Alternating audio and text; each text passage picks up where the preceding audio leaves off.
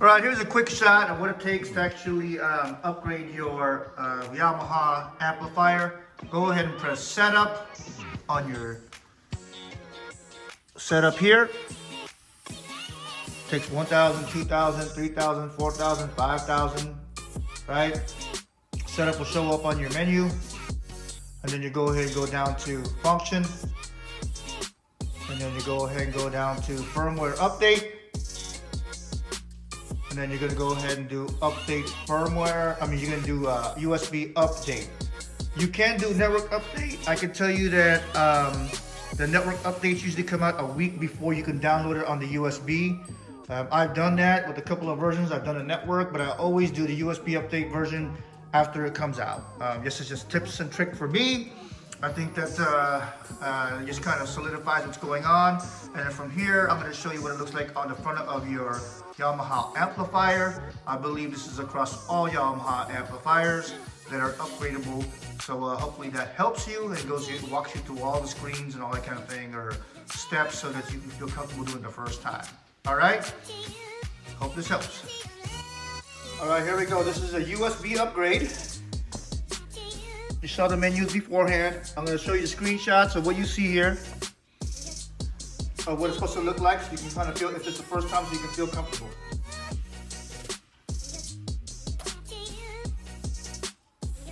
As you can tell, went ahead and restarted. It's looking for the USB. I'll kind of do a verbal explanation of how you get it to your USB drive, but the Yamaha instructions are pretty good. But just want to kind of show you what goes on. If I remember correctly, the upgrades are probably about 15 minutes in length with the reboot.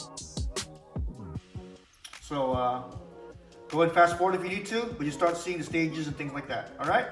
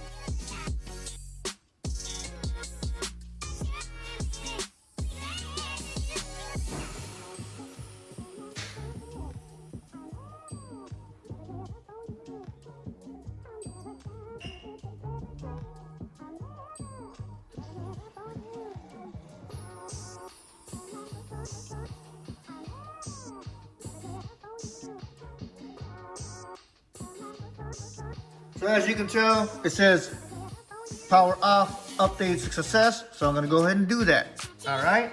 And then from that point on, you pull the USB stick out and power it off. And it automatically reboots. And that is it. You shouldn't change any of your settings. Everything should be good from your initial IPAO, RSC settings to what you name your components and all those kind of things, right? So that should be it. I hope this helps.